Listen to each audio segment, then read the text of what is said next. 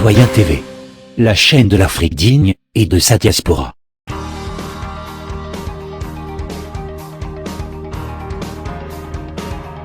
Au sommaire, Burkina Faso, Côte d'Ivoire, France, Allemagne et pour finir, Donbass.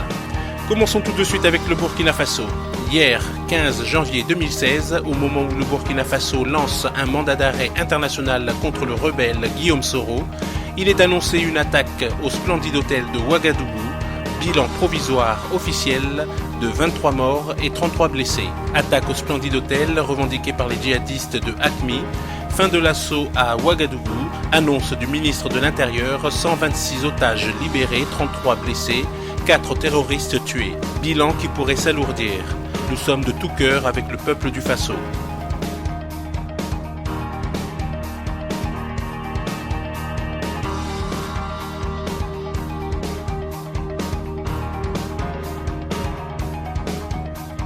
Tout de suite, Côte d'Ivoire, intervention de Ouattara Kassoum au sujet de l'affaire Soro. Ivoirienne, Ivoiriens, je vous salue. Peuple burkinabé, je vous salue. Tous les panafricains, je vous salue. Je voudrais parler à mes frères du Nord et le peuple burkinabé. Sans oublier mon frère Soro Diom. Il y a quelque temps de cela, Soro Diom, je te disais, tu es mort. Je serai ouvert aujourd'hui, clair avec vous. Moi, j'étais à la Fédération ivoirienne d'athlétisme avec Thio Fouzier pendant 5 ans, lorsqu'il était à la SOA. Je connais Thio Fouzier. J'ai mangé avec lui. Et quand on se déplace dans les compétitions, on dormait sur le même lit. Soro Diom, c'est un petit frère. Je le connais et il me connaît. Mais vous, qui avez assassiné mon petit frère, et pardon, mon neveu, le fils unique de ma grand-sœur, vous qui menacez mes parents, vous qui m'insultez et vous qui menacez ma vie, Soro Diom est poursuivi par la France. Soro Diom est poursuivi par le Burkina Faso. Vous allez faire quoi? Dites-le-moi maintenant. Quelle est la solution que vous avez? Faire la guerre aussi au Burkina Faso ou bien vous allez faire quoi? Vous êtes des malhonnêtes. Vous êtes des politiciens mendiants. Des malhonnêtes intellectuels. Lorsque on arrive à ce stade, on devient un mendiant en politique. Soro, tu vas payer. Pourquoi? Parce que pour moi, Ouattara Kassoum, vous pouvez venir m'insulter, vous pouvez dire tout ce que vous voulez, comme vous l'avez l'habitude de le faire. Mais Soro, à mes yeux, tu es un démon. Un démon, c'est un esprit. Il possède un corps. Dès le moment que la mort de quelqu'un ne te dit rien, comme Ibé, avec qui tu as partagé beaucoup de choses. La mort de Désiré Tagro. Tagro, je dirais à tous les panafricains aujourd'hui, Tagro était celui avec qui Soro Diom parlait beaucoup, discutait beaucoup, faisait beaucoup de choses ensemble. Un homme comme ça, qui est mort, que toi-même tu as assassiné, sa mort t'a rien dit. Le président africain, sa mort qui a choqué le monde entier, c'était Samuel Doe. Mais tu as ri. Mais quand tu arrives à ce stade, tu n'as plus du cœur, tu n'as plus de cœur, tu n'as plus le cœur. Et quand l'homme n'a plus le cœur, c'est un démon. Alors tu dois payer. Même Dieu ne te défendra pas. Tu peux aller partout où tu veux, aller prier sur la tombe de Jésus, je ne sais pas de qui, je ne sais plus moi. Mais c'est fini. Il y a quelques jours, je disais que tu es un homme mort politiquement. Maintenant, ça vient de commencer. Tu vas souffrir. Parce que tu as trop fait le mal. Tu t'es laissé manipuler. Tu t'es laissé embobiner. Et si c'était toi seul, Soro, ça ne me dit rien. Le problème, c'est que tu as embobiné beaucoup de ma jeunesse. C'est-à-dire que la jeunesse de ma région.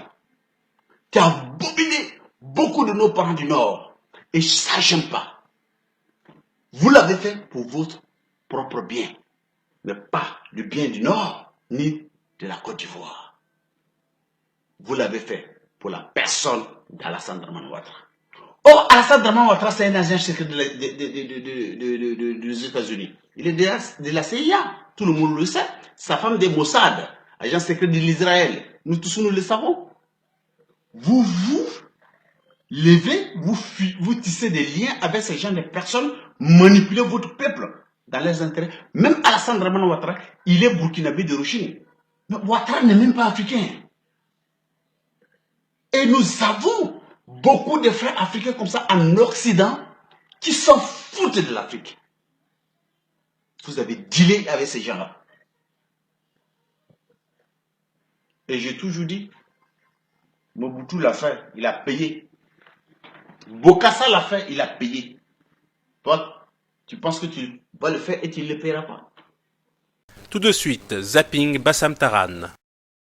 La plaque tournante du terrorisme djihadiste, c'est pas la Syrie, c'est la Turquie. Mais imaginez-vous avec ce qu'on voit, moi je crois qu'ils ont tiré une bombe à neutrons au Yémen. Et c'est là où, dans ce printemps arabe, Israël pouvait jouer un rôle magnifique. Hein, et elle a raté le rendez-vous avec l'histoire. Daesh a recruté, là, ces derniers mois, 30 000. 30 000 personnes 30 000 personnes. C'est pour ça qu'ils me font rire en me disant les sources du radicalisme, c'est récent. Mais c'est pas récent. Ça remonte au 9e siècle. Les derniers à être invités sur le problème syrien, ce sont les Syriens. Les États-Unis veulent détruire l'islam de l'intérieur. La Turquie va payer des pots cassés bientôt. J'ai eu l'occasion de rencontrer des conseillers très proches du président de la République, Hollande. Et on est venu à parler du rôle de la Turquie. Ah, alors, la réaction, c'était que les Turcs hésitaient vraiment à entrer d'une manière au grand jour en Syrie. Ceci dit, ils étaient là depuis le début. Depuis... Ils ont un rôle très important, les Turcs, dans cette affaire. Bien sûr, vous avez entièrement raison de souligner.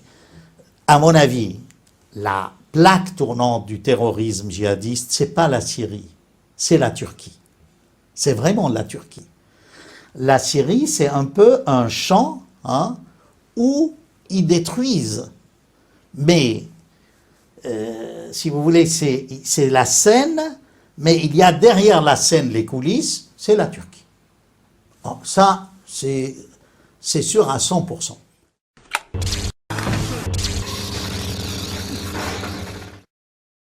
Moi, j'ai écrit au ministre de l'Intérieur, Valls, avant qu'il ne soit Premier ministre. J'ai jamais eu de réponse. En tant qu'islamologue. Concernant ce problème du fondamentalisme. Problèmes. Moi, j'ai la main à la pâte. Je suis là depuis 40 ans, bientôt en France. Je suis arrivé tout jeune. J'ai vécu la montée de l'islamisme, j'ai enseigné en l'arabe, j'ai côtoyé une population musulmane du Liban, du Maghreb, j'ai assisté à la montée de tel et tel. Bon, après cela, j'ai écrit à nouveau, jamais de réponse. Ils ne répondent pas. Que je sache, moi, je suis pas...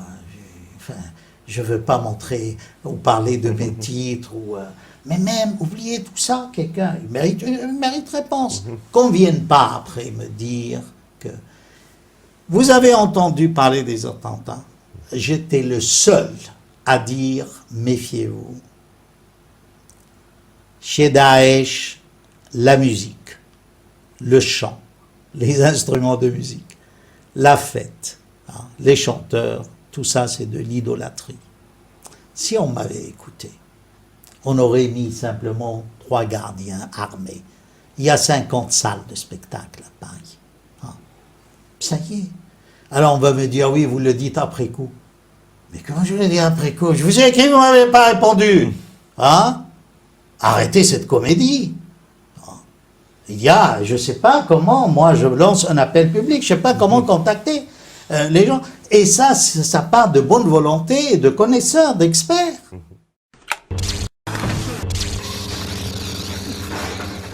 Tout de suite, actualité en France. 15 jours après les agressions sexuelles commises par des migrants en Allemagne, la vérité éclate. Les Allemands manifestent leur colère. Les politiques tentent de s'aligner. Dimanche 10 janvier, François Hollande présidait une cérémonie commémorative des attentats du 11 janvier 2015, place de la République. Les médias étaient au rendez-vous, mais pas le public.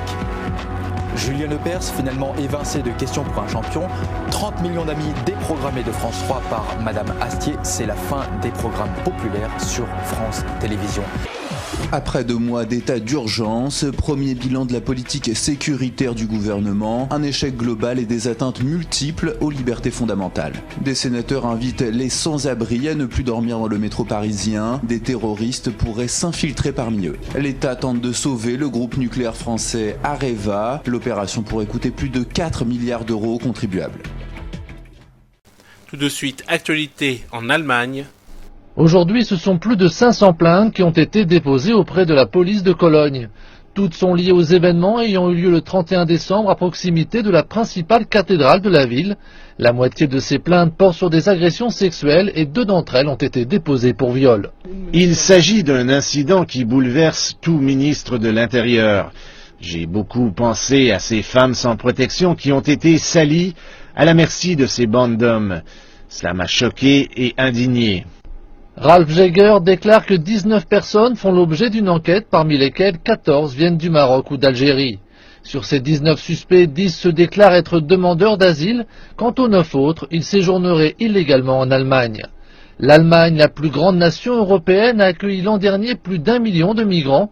Les révélations faisant état de la participation de certains d'entre eux aux récentes agressions ont provoqué ce week-end la réaction de manifestants qui leur sont opposés. La police a dû faire usage de canons à eau pour les disperser.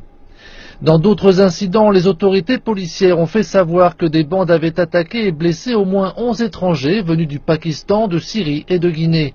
Des responsables fédéraux allemands ont condamné ce qu'ils qualifiaient d'opération de représailles. Le gouvernement allemand s'oppose à toute forme de violence perpétrée contre des réfugiés ou des demandeurs d'asile. Nous poursuivons les discussions autour de possibles conséquences pénales et politiques à la suite des crimes constatés à Cologne lors de la Saint-Sylvestre. Cependant, aucun argument ne peut justifier de telles réactions. Mais un tiers des Allemands déclarent que leur opinion sur les étrangers s'est aggravée depuis ces attaques. Dans ce dernier sondage, on apprend aussi que plus de la moitié des citoyens craignent que l'arrivée de réfugiés augmente les risques de délit. Du côté politique, on constate une certaine violence, certains exigeant le départ de la chancelière Angela Merkel, première femme au pouvoir dans le pays et en poste depuis une dizaine d'années. Même si Angela Merkel s'est déclarée favorable à l'extradition des migrants coupables de crimes, elle ne s'est pas prononcée sur son refus de plafonner le nombre de migrants autorisés à entrer sur le sol germanique. La dirigeante insiste toujours sur le fait qu'il appartient à l'Europe de parvenir à une solution commune sur la crise des migrants. Et pour finir, actualité au Donbass. Notre révolte par rapport à cette guerre qui a frappé le Donbass a été d'autant plus exacerbée, d'autant plus accrue que chez nous, en Occident, les médias officiels ont absolument négligé, voire occulté, voire proféré des mensonges par rapport à la réalité. La population nous a étonnés, nous a impressionnés. Ce peuple européen, avec lequel nous avons des difficultés à communiquer par rapport au problème de la langue, nous a quand même fait apparaître d'une manière concrète et exemplaire les valeurs pour lesquelles nous sommes venus ici. Citoyen TV, la chaîne de l'Afrique digne et de sa diaspora.